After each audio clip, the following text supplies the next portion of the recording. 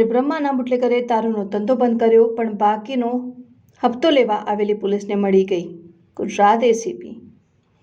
દારૂનો ધંધો કરો કે ન કરો, પોલીસને પૈસા આપવા જ પડે છે। આ તો પહેલી કહેવત જેવું છે, વર મરો કે વરની મામરો, ગોરનું તરભાણું ભરો, તેના જેવી હાલત છે। ગુજરાતમાં દારૂબંધી છે તેવું આપણે કહીએ છીએ, પણ પોલીસને હપ્તા તો આપવા પડે છે। આવો જ હપ્તા લેવા પોલીસ કર્મચારીને ભેટો થઈ ગયો। એન્ટી કરપ્શન સાથેના તેમની વિગતે વાત કરીએ તો ન્યૂઝ7 ઇન્ડિયામાં તમારું સ્વાગત છે। હું છું પરમાર ભગીરથસિંહ।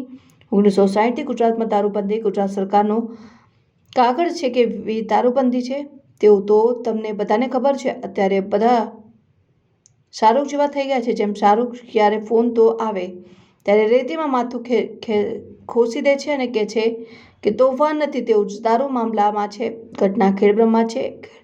ખેડબ્રહ્મામાં એક બુટલેગર દારૂનો ધંધો કરતો હતો અને સ્વાભાવિક છે કે દારૂનો ધંધો કરવો હોય તો પોલીસને હપ્તા આપવા પડે, કારણ કે આ તો પોલીસનો અધિકાર છે। પણ નવેમ્બર 2024માં કદાચ આ બુટલેગર પેરાકીએ આવ્યું હશે, એટલે બુટલેગર નક્કી કર્યું હશે કે મારી સ્થિતિ એવી છે કે ગાયને દોઈ કૂતરાને દૂધ પાવ, આમ કમાયેલું બધું પોલીસ લઈ જાય છે। આખરે કરવાનું શું? એટલે આ બુટલેગર દારૂનો ધંધો બંધ કરી દો।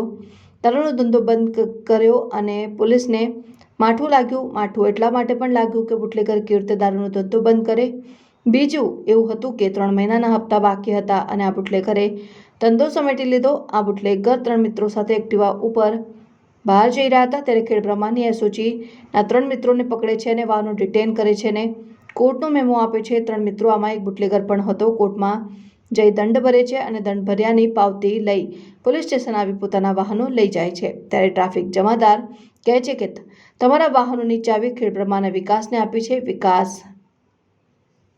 પોલીસવાળા છે, વિકાસને આપ્યા, એનો અર્થ એવો થયો કે વિકાસ ખેડબ્રહ્મા પોલીસ સ્ટેશનનો વહીવટદાર હોવો જોઈએ। આ 3 મિત્રો વિકાસ પાસે જાય ત્યારે વિકાસ એવું કહે છે કે છેલ્લા 3 મહિના હપ્તા બાકી છે, તે ધંધો ભલે બંધ કર્યો પણ હપ્તા આપવા પડે છે।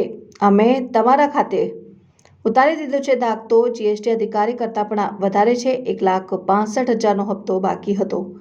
બુટલેગરને થયું કે હું હવે ધંધો કરતો નથી, મારે શું કામ હપ્તા આપવા? એટલે ખેડબ્રહ્મા પોલીસ સ્ટેશન ઇન્સ્પેક્ટર પઢેરી પાસે જાય છે ને એવું હતું કે સાહેબ પાસે જાય તો વાત પતી જશે। સાહેબ પણ વિકાસના સાહેબ હતા। વિકાસ તો કરવો પડે, એટલે પઢેરિયા સાહેબના આ બુટલેગરને એવું કહી છે, પહેલાં વિકાસનો હિસાબ બતાવો। વિકાસનો હિસાબ અધૂરો છે તો સાહેબ વિકાસ પર અધૂરો થઈ જાય। પેઢેરી પણ એવો જવાબ આપે છે કે હિસાબ સમજી લો। વિકાસ પાસે જાય એનો અર્થ એવો થાય છે કે માં પીસનારી હતી, પોશાળામાંથી આવ્યા જેવી સ્થિતિ હતી। એટલે આ બુટલેગર એન્ટી કરપ્શન બ્યુરોનો સંપર્ક કરે છે અને તમારી જાણકારી માટે કહી દઉં કે તમારી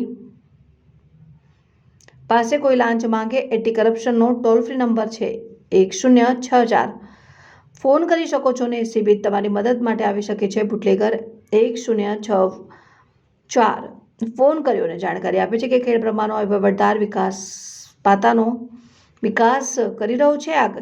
આખરે મેં કહું કે 1,65,000ની જગ્યાએ 1 લાખ આપવા પણ તૈયાર છે, એટલે મારે પૈસા આપવા નથી। એસીબીના અધિકારીઓએ બુટલેગરનો સંપર્ક કર્યો ને ટ્રેપનું આયોજન કર્યું અને ખેડબ્રહ્મા પોલીસ સ્ટેશનના પાર્કિંગમાં છટકું ગોઠવવામાં આવ્યું। બુટલેગર 1 લાખ રૂપિયા લઈને પોલીસ સ્ટેશન પહોંચે છે। વિકાસને બહાર બોલાવે છે અને પૈસા વિકાસ લઈ રહ્યો હતો ત્યારે આ દાદાઓ એટલે કે એસીબીના અધિકારીઓ અને પંચો સાથે આવે છે, ત્રાટકે છે એટલે આવે છે અને વિકાસના હાથમાંથી લાંચના 1 લાખ રૂપિયા તેની સામે કાર્યવાહી કરે છે, તેની ધરપકડ કરે છે। પણ હવે આગળ ચાલશે, કારણ કે પઢેરિયા સાહેબે કહ્યું હતું વિકાસનો હિસાબ પૂરો કરજો। એસીબી પઢેરિયાને પણ હિસાબ કરવાની છે। જો એસીબી કે આગળ વધે, આ યાદ રાખો, કોઈ પણ તમારી પાસે લાંચ માંગે ત્યારે લાંચ ના આપ્યું હોય એના કારણે તકલીફ એવી છે કે જ્યારે કોઈ પોલીસ અમલદાર પાસે કે પછી સરકારી કચેરીમાં જાય છે, આપણે સામે ચાલીને આપણે સાહેબ જે સેવા હશે તે કરીશું, અમે પણ સમજવા તૈયાર છે, તમે પણ સમજી જાઓ।